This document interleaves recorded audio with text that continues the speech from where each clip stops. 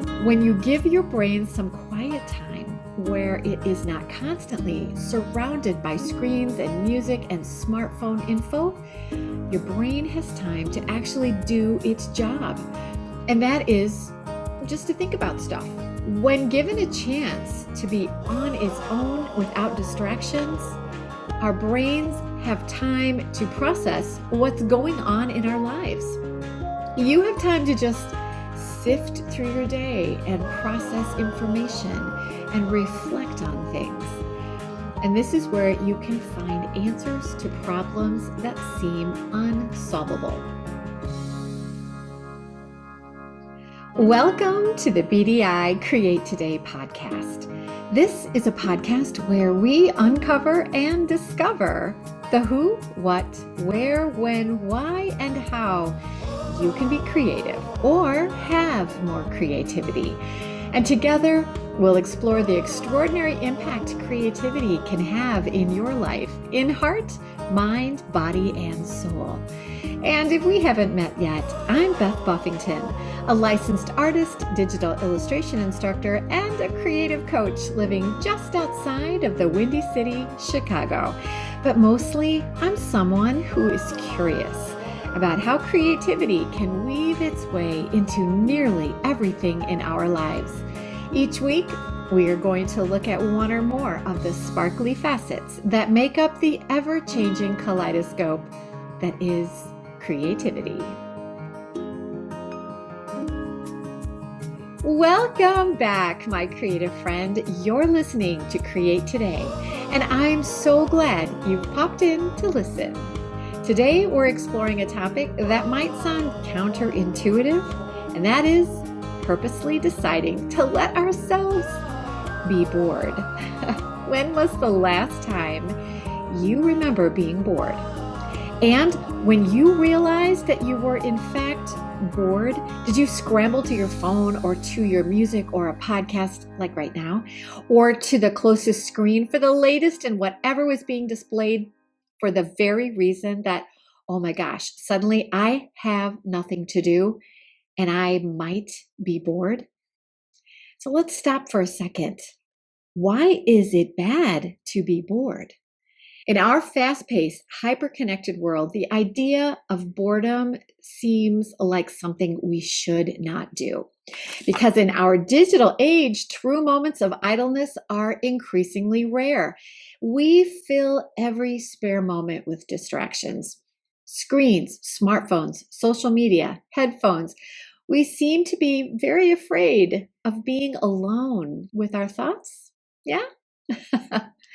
We are constantly bombarded with stimuli, like notifications on our phones, endless streams of content on social media, and the never-ending information from entertainment options, all at our fingertips.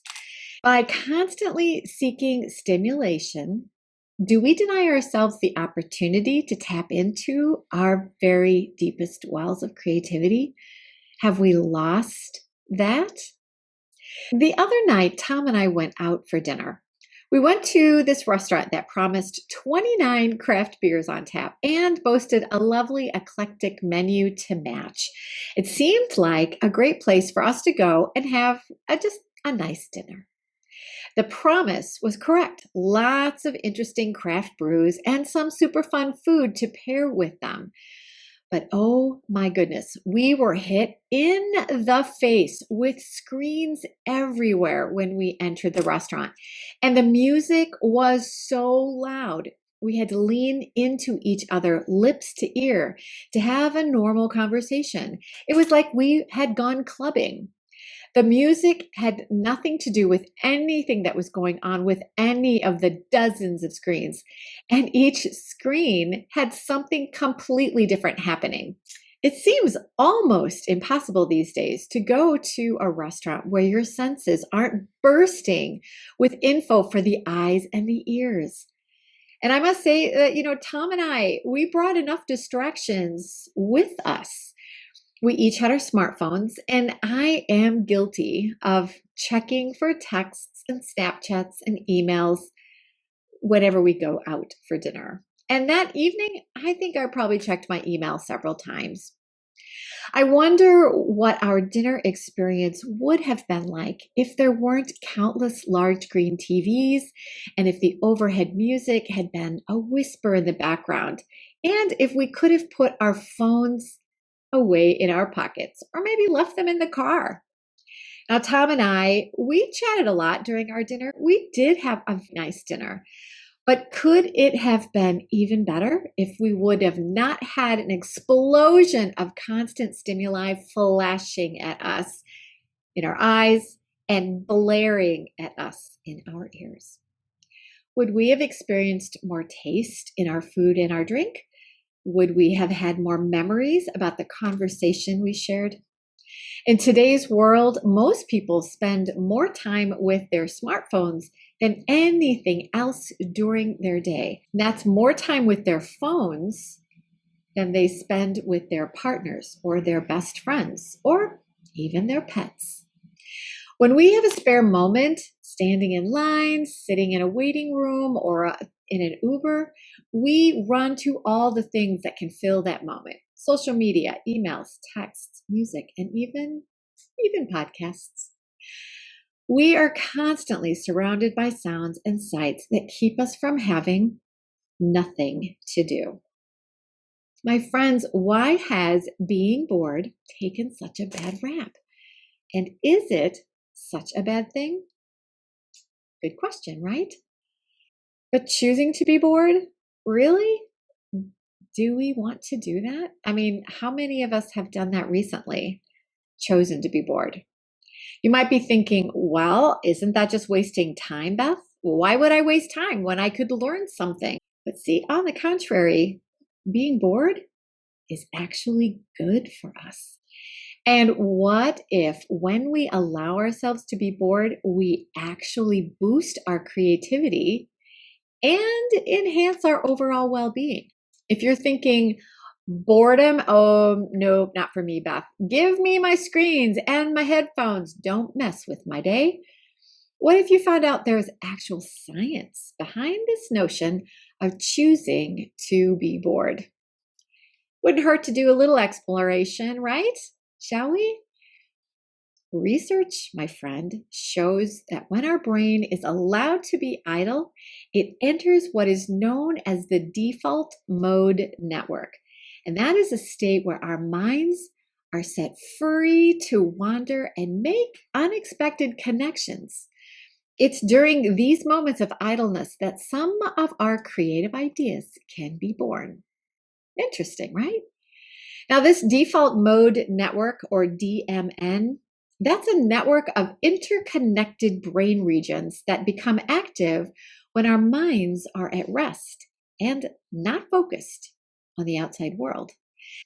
It's during these moments of boredom that our brains engage in what neuroscientists call spontaneous cognition. And that is just a fancy term for daydreaming. So, how does the default mode network relate to our topic today about possibly embracing a bit of boredom? Well, when we intentionally carve out time for stillness and solitude, we allow that DMN to flourish. And when we disconnect from the world's constant barrage of external stimuli, we create space for our minds to wander freely, unconstrained by the loud and constant distractions that surround us everywhere all the time. So let's look a little more into the benefits of being bored and letting our mind wander about on its own. Now, I found a site called hope-wellness.com, and they had this article called Why Being Bored is Good for Your Mental Health. And here are some of the fun facts I found. Being bored gives your brain time to process information. And well, this idle time actually is just letting your brain think. When you give your brain some quiet time where it is not constantly surrounded by screens and music and smartphone info, your brain has time to actually do its job. And that is just to think about stuff. When given a chance to be on its own without distractions, our brains have time to process what's going on in our lives. You have time to just sift through your day and process information and reflect on things. And this is where you can find answers to problems that seem unsolvable. It's really a small wonder that many amazing ideas come to us in the shower. So, next, and this is why I thought chatting about being bored was a good idea for the podcast today. When you allow yourself to be bored and your mind has time to wander, this, my friend, actually boosts curiosity and here's the kicker, it boosts creativity. So think about the times you've sat at a desk or a computer, or you looked at a sketch pad, or, and I'm talking to my Procreate students here, stared at your iPad, and you found yourself either unable to start a project or completely stuck on a problem that seemed to have no solution. And then, let's say in frustration, you're like, and you decide to go take a walk or to exercise or have a nap or maybe just throw it all down and have a good night's sleep. And suddenly, boom, the answer just pops into your head. Well, that is the genius of being bored. It gives your brain time to ponder without distraction, and your imagination is let out to run wild and play with thoughts, and voila, you get ideas. And now let's go back to being a bit sciencey, shall we? When our minds are free to wander, that default mode network, DMN, it becomes a hub of activity, and it introduces this connection to that connection. And between seemingly unrelated ideas and concepts, it suddenly has these aha moments. And it's during these moments of boredom when our brain has time to do its best and do its work, which is to think about stuff. And that's when our most innovative and original ideas can come to life. And here's another benefit.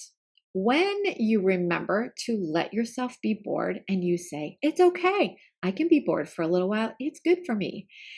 This permission can lead to improved self-control. And you're thinking, what? Beth, how can self-control happen just by being bored? It seems a little far-fetched, right? But here's the thing. When you realize that it's okay to be bored, it will give yourself this permission to unplug and stop doom scrolling whenever you find yourself with nothing to do for a small stretch of time. So you have to be able to realize that it's okay to be bored. So raise your hand. Mine is up. Have you been guilty of sensing a moment of downtime? And when you realize that you've nothing to do, you think, oh my gosh, I have nothing to do. And then you scramble to get something that will fill that moment of silence. You grab your phone or you turn to a TV or a tablet, all so that you won't be on your own with nothing to do. Again, my hand is still raised. I am guilty of this. But I am learning about this about myself. And I've been challenging myself to occasionally walk Raspberry without my headphones. And for those of you who are new, Raspberry is my dog. Or I journal to just birdsong instead of listening to the local news or a podcast. Or I sing to myself in the car instead of connecting to my latest book on tape. All of these moments of quiet or stillness, I know now will give me more time to just be myself. Getting comfortable with being bored or realizing that you're actually not bored, your brain is given time to get very busy solving problems and finding solutions. So you're not bored. You're just not being barraged by the digital world. And knowing this actual knowledge, that is important. And that gives you self-control because you can make that decision. Discovering how to regulate your time between being still or embracing the noise of the world, because it's okay to do that, embrace the noise of the world, but just not all the time. That is a skill that takes some practice. So, how can we reclaim the lost art of boredom in our lives? Well, it starts out by carving out some intentional time for stillness and solitude. And that means occasionally putting away your phone and turning off your TV and just embracing silence and allowing yourself to simply be without the need for constant stimulation. And you know I love a good list. So I've brought together a list of things for you, or a list of times that you can consider when it might be easy to be bored during your day. So think about these moments when you could unplug and allow your brain to just think about stuff. And if you look at this list, it's probably going to give you some other ideas of things you can add to this list. So here's my list. During outdoor activities, this is number one. You know, things like when you're outdoors, things like running, walking, hiking, fishing, biking, gardening, these kinds of activities can be perfect for disconnecting from technology. Use this time to let your mind just wander and appreciate the beauty and the sounds of your surroundings. Number two, look for quiet moments of transition from this activity or event to the next thing you need to do. So throughout the day, there are often moments when we are in transition and we could choose to be unplugged for just a little while. But we tend to fill these transitions with distractions.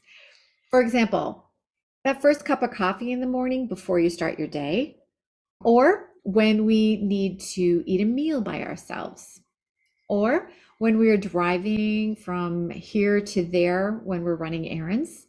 We can use these transitional moments as an opportunity to reconnect with yourself and your inner thoughts.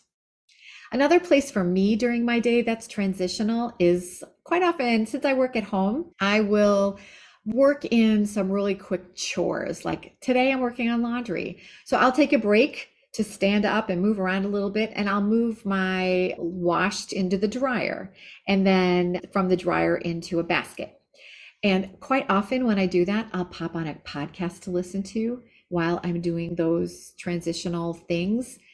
But every now and again, I think, nope, I'm just going to go in and let my brain just sort of, ponder and think about things and connect ideas together.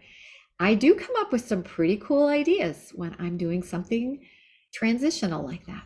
So look for those transitional moments in your day and look for them as an opportunity to reconnect with yourself and your inner thoughts.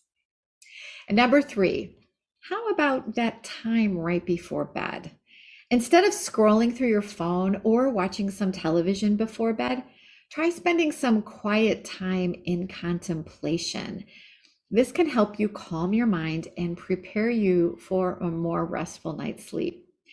And here's something I learned the other day, that if you're someone who hits the snooze alarm, if you build in a little time to hit the snooze once or twice, try not going right back to sleep. Try allowing your brain to just do a little bit of preparing for the day thinking. I do this. I sometimes think of things I have forgotten to do. I come up with some new ideas that I hadn't thought of before. So that's a little bit of a time where I am completely unplugged and I let my brain just wander. It's a time to think. And number four, think about breaks that you take during your workday. So instead of filling your work breaks with mindless scrolling on social media, maybe take a moment to disconnect and recharge quietly. Use this time to go for a walk, practice deep breathing, journaling, or engage in some brief meditation. All of those things are going to help your brain take a break from the world and just have time to think about stuff. Now, by identifying the moments in our day when boredom can happen and we become aware that there is a choice to be made. Should I unplug and let my brain wander creatively? Or should I look at Instagram? Because you can decide that. You don't always have to be bored, but you don't always have to look at Instagram. Make it a nice balance. Now, Nancy Gibbs, she's the former managing editor for Time magazine. She's also an author and commentator on politics and values in the United States. She once said, be bored and see where it takes you, because the imagination's dusty wilderness is worth crossing if you want to sculpt your soul. When we are in control of deciding boredom or my iPhone and Instagram, and we choose to be a bit bored during our day so that we can let our brains think about stuff, it can ultimately lead to increased creativity and well-being.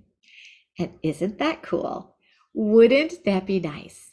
It doesn't cost any money to have this extra spark, this extra piece of inspiration that could happen during our day. But we have to make the choice to be bored. And we're not talking about days of no tech or TV, just moments here and there during the day when we can just let ourselves be a bit bored. So my friend, let's think about this question again. When was the last time you were bored? And did you choose to be quiet and just let your brain think about stuff? And then let's think about the next opportunity when you will have a chance to be bored. What will your choice be? Will you choose to be quiet and let your brain just think about stuff? The benefits of boredom extend beyond just our creativity. Studies have showed that boredom can actually improve our mental health, helping us reduce stress and anxiety. So by unplugging from the constant noise of our digital world, we give ourselves the opportunity to recharge and reconnect with our inner selves. And that, my friend, helps our creativity in heart, mind, body, and soul. So the next time you find yourself being bored, maybe resist the urge to reach for your phone or turn on the TV and let your mind wander. Who knows what creative treasures you might unearth in the depths of your imagination? Are you brave enough to be bored a couple times today? Try it. Embrace the stillness, the silence, and the serenity that comes with a bit of boredom. Allow yourself to drift into the realm of daydreams and imagination. See where it takes you. Imagine what you could create today if you were a bit bored. So unplug and be boring. I double dog dare you. Thanks for tuning in and sharing a creative moment with me today. Bye for now. And as always, stay creative, my friend. Oh, here's one more note from our sponsor. And that's still me. I have an exciting invitation for you. Winter is just winding down. We're seeing some hope for spring and summer here in the Chicago area. Today, in fact, it's early March, but it is going to feel like summer. We're going to reach 70 today. Summer's on the way, so it's time that you start preparing what you're going to be doing all summer. And one thing you can do is something for yourself. Join me at the Artist Rising Retreat Center in the beautiful Connecticut River Valley Inn. The dates I'm going to be there are July 28th through August 1st. I am going to be guiding you through my creative process of taking photos of flowers, drawing and stylizing your beautiful flowers, and then making zenfully gorgeous flower mandalas all in Procreate. We're going to be talking about how we can take your beautiful art and put it on product. Now, the inn is beautiful and will serve you amazing food and drink, and all you need to do is rest and relax and be creative. So come and bring a friend or two or three and meet me in Connecticut this summer for some lovely sun-filled days, and we'll create today together. For registration and to gather more information, just go to www.artistsrising.net/Beth-Buffington-2024. Or look to the show notes for the link, and you will find the information on my Instagram page too. Just search for Beth Buffington. I can't wait to create today with you this summer.